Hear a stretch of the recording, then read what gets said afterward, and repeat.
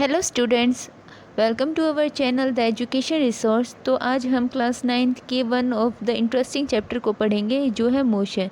तो चलिए बिना वक्त ज़ाया करे पढ़ना शुरू करते हैं। हम अपने पिछले वीडियो में है ना बेसिक जानकारी ले चुके थे कि मोशन क्या है। आज हम पढ़ेंगे types of motion and uniform motion. तो चलिए पढ़ना शुरू करते हैं। Types of motion and uniform and non uniform motion के बारे में आज हम पढ़ेंगे। ठीक है, ये डिफरेंट टाइप्स ऑफ मोशन को है ना बहुत सी चीज़ों से हम क्लासीफाई कर सकते हैं, लेकिन आज हम बात करेंगे based on the path of motion पर। ठीक है, इससे है ना कहते हैं मोशन की तीन, अगर हम बात करें पाथ ऑफ मोशन की तो है ना मोशन को तीन पार्ट्स में डिवाइड किया गया है। पहला है translatory motion, second rotational motion, third है रैंडम मोशन। ओके, अब हम बात करते हैं पहला ट्रांसलेटरी मोशन के बारे में। A motion in which all parts of the moving body move toward the same direction is known as translatory motion.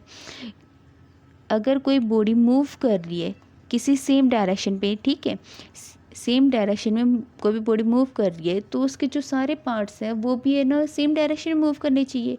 अगर सेम डायरेक्शन में उसके सारे बॉडी के जो भी पार्ट्स हैं वो मूव कर रहे हैं तो उसको हम क्या कहेंगे, ट्रांसलेटरी मोशन।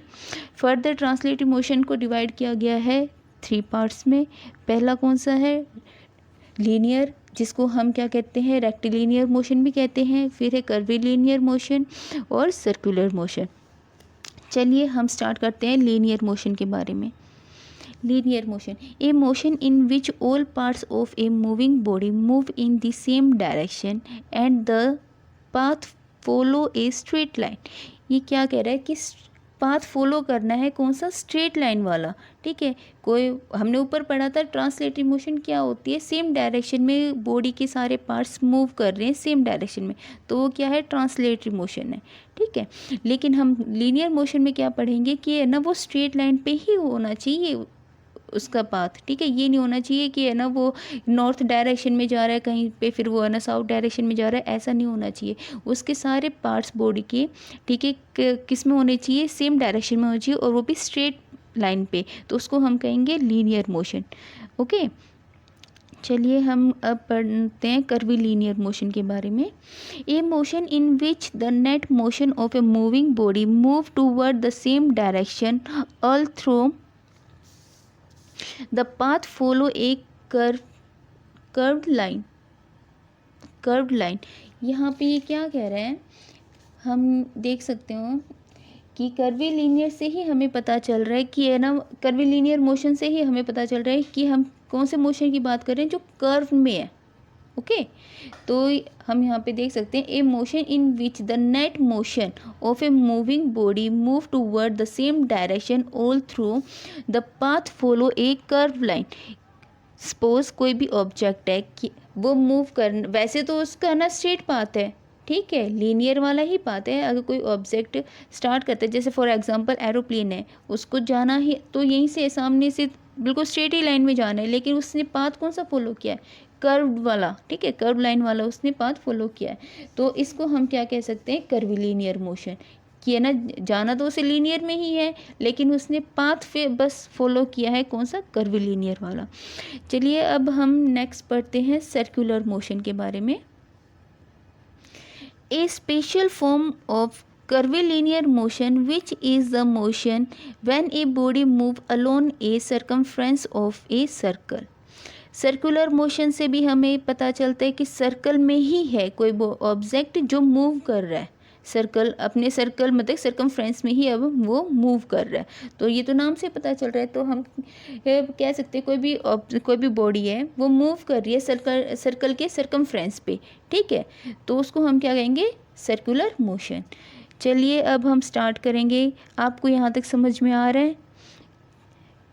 चलिए अब हम स्टार्ट करते हैं रोटेशनल मोशन के बारे में। A motion in which the object act as a radius and all parts of the moving object rotate in the same angular direction and follow a circular path about a pivot point. यहाँ क्या बात हो रही है? A motion in which the object act as a radius, जो आपका object motion में है वो एक्ट कर रहा है as a radius, and all parts of the moving object rotate in the same angular direction, जो आपका ऑब्जेक्ट है उसके जितने भी पार्ट्स हैं वो रोटेट कर रहे हैं एक सेम एंगुलर डायरेक्शन में. Okay, and follow a circular path, जो फॉलो कर रहे हैं कौन सा? Circular path. बट ध्यान रखना आपको कि जो आपका एक्सिस होगा वो ऑलवेज फिक्स्ड होगा. ठीक है, in case of rotation motion में जो आपका एक्सिस है वो फिक्स्ड होगा, लेकिन वो क्या करेगा? एक्ट करेगा एज ए रेडियस, और किस में? सेम एंगुलर डायरेक्शन में वो क्या करेगा? मूव करेगा. उसे हम क्या कहेंगे? Rotational motion. क्लियर है? चलिए अब हम पढ़ते हैं नेक्स्ट रैंडम मोशन के बारे में. Random motion. It is an irregular motion where the path of the motion is not fixed and it can move in any random direction. यहाँ पे क्या कह रहे हैं कि ना, it is an irregular motion. ये रैंडम मोशन क्या है? इरेगुलर मोशन है. Where the path of the motion, जहाँ पे जो मोशन का जो पाथ है वो क्या है? फिक्स्ड नहीं होता. ठीक है, and it can move in any random direction, और ये क्या करता है? ये हमेशा है ना, मतलब कि एनी किसी भी डायरेक्शन में मूव करता है randomly. Okay, Sometime a random motion can be erratic and harmful for mankind, like the motion of flood water or tsunami. Thus, it becomes quite significant to study the erratic and irregular motion present around us in order to control them. आपने सुना है जब tsunami बाढ़ वगैरह आती है तो जो है ना जो आपका जो पानी होता है वो है ना क्या होता है? वो एक है ना पाथ फॉलो नहीं करता है. वो है ना क्या होता है? रैंडम मोशन में होता है, कहीं पर भी जाता है वो पानी, जिसकी वजह से है ना जो आसपास के जो गांव होते हैं वो है ना बाढ़ की वजह से है ना तहस नहस हो जाते हैं. ठीक है, तो इसी को हम कहते हैं रैंडम मोशन. क्लियर है? अब हम पढ़ेंगे uniform and non uniform motion के बारे में. When an object covers equal distance in equal interval of time, it is said to be in uniform motion. कोई भी ऑब्जेक्ट है वो इक्वल इंटरवल ऑफ टाइम में इक्वल डिस्टेंस कवर कर रहा है. ठीक है, उसे हम क्या कहते हैं? Uniform motion. आप फिगर के अकॉर्डिंग भी समझ सकते हैं कि उसने क्या किया? Equal interval of time t=0 second से लेकर t=1 सेकेंड तक उसने क्या किया? इक्वल डिस्टेंस कवर किया, मतलब कि 5 मीटर, और है ना t1 सेकेंड से लेकर t=2 सेकेंड पे भी उसने क्या किया है? इक्वल डिस्टेंस कवर किया है. ठीक है, तो इक्वल इंटरवल ऑफ टाइम पे उसने इक्वल डिस्टेंस कवर किया है, तो उसको हम कहेंगे यूनिफॉर्म मोशन, कि वो ऑब्जेक्ट किस में है? यूनिफॉर्म मोशन में. ठीक है, अब हम नेक्स्ट पढ़ते हैं. When an object cover unequal distance in equal interval of time is said to be non uniform motion. उसे क्या कहा जाता है? Non uniform motion. अगर कोई ऑब्जेक्ट है वो इक्वल इंटरवल ऑफ टाइम पर अनइक्वल डिस्टेंस कवर कर रहा है. ठीक है, जो ये डिस्टेंस है वो अनइक्वल है. ठीक है, तो उसको हम कहेंगे नॉन यूनिफॉर्म मोशन. वो इक्वल इंटरवल ऑफ टाइम पर अनइक्वल डिस्टेंस कवर कर रहा है, तो उसे कहेंगे नॉन यूनिफॉर्म मोशन. आप फिगर के अकॉर्डिंग आप समझ सकते हैं कि t=0 सेकेंड से लेकर t=1 सेकेंड पर उसने डिस्टेंस कवर किया 5 मीटर. ठीक, और है ना t=1 सेकेंड से लेकर t=2 सेकेंड तक उसने है ना 15 मीटर क्या किया? डिस्टेंस कवर किया. तो क्या हुआ? उसने इक्वल इंटरवल ऑफ टाइम पे इक्वल तो डिस्टेंस कवर नहीं किया, अनइक्वल डिस्टेंस कवर किया है, तो इसको हम कहेंगे नॉन यूनिफॉर्म मोशन. चलिए अब हम आगे स्टार्ट करेंगे डिस्टेंस एंड डिस्प्लेसमेंट. ओके, यहाँ तक आप सभी को समझ में आ रहा है ना? How to describe the motion. Motion को कैसे डिस्क्राइब कर सकते हैं? In order to describe any types of motion we need certain physical quantity. किसी भी मोशन को डिस्क्राइब करने के लिए हमें उसकी फिजिकल क्वांटिटी पता होनी चाहिए. A physical quantity is a quantity in physics. Physical quantity वो क्वांटिटी है फिजिक्स में दैट कैन बी मेजर, जिसको हम मेज़र कर सकते हैं। दस a physical property that can be qualified, for example जैसे कि स्पीड हो गई, उसको मेज़र किया जा सकता है। ठीक है, कोई गाड़ी है उसकी स्पीड कितनी है, ठीक है, उसे मेज़र कर सकते हैं। पोजीशन, उसने कितना डिस्टेंस ट्रेवल किया है, ठीक है, उसका mass etcetera. To study motion of an object, जब हम किसी भी ऑब्जेक्ट जो मोशन में है उसकी जब हम स्टडी करते हैं तो we need to know certain physical quantity, हमें उसकी फिजिकल क्वांटिटी के बारे में पता होना चाहिए। Which can give us complete information, जो हमें कंप्लीट इन्फॉर्मेशन देता है अबाउट दैट मोशन, उस मोशन की। दीज फिजिकल क्वांटिटीज़ आर, ये फिजिकल क्वांटिटीज़ कौन कौन सी हो सकती हैं? Position of the object describe by distance और displacement. Position of the object, किसी भी ऑब्जेक्ट की पोजीशन को डिस्क्राइब करने के लिए हमें उसका क्या पता होना चाहिए? डिस्टेंस और डिस्प्लेसमेंट पता होना चाहिए। ठीक है, तभी उस ऑब्जेक्ट की पोजीशन को हम डिस्क्राइब कर सकते हैं। Changing position of the object described by speed, velocity and acceleration. Changing position, जब कोई ऑब्जेक्ट पोजीशन को चेंज करता है, ठीक है, तो स्पीड और वेलोसिटी एक्सेलरेशन जब हमें ये पता होगा किसी भी ऑब्जेक्ट की, तो तभी तो हम है ना उसकी चेंजिंग पोजीशन बता सकते हैं। क्लियर है? तो ये सब क्या है? उसकी फिजिकल क्वांटिटीज़ हैं। अब हम पढ़ेंगे डिस्टेंस एंड डिस्प्लेसमेंट के बारे में। Distance and displacement are the two physical quantities. Distance और डिस्प्लेसमेंट ये दो फिजिकल क्वांटिटीज़ हैं use to describe the location and thus the motion of a body. ये डिस्क्राइब करता है लोकेशन, किसी भी मोशन, जो बॉडी मोशन में है उसकी लोकेशन को डिस्क्राइब करता है। Distance is the total length of the path covered by a body. Distance is the total length. Distance क्या है? टोटल लेंथ है जो बॉडी के द्वारा पाथ को कवर किया गया है। ठीक है।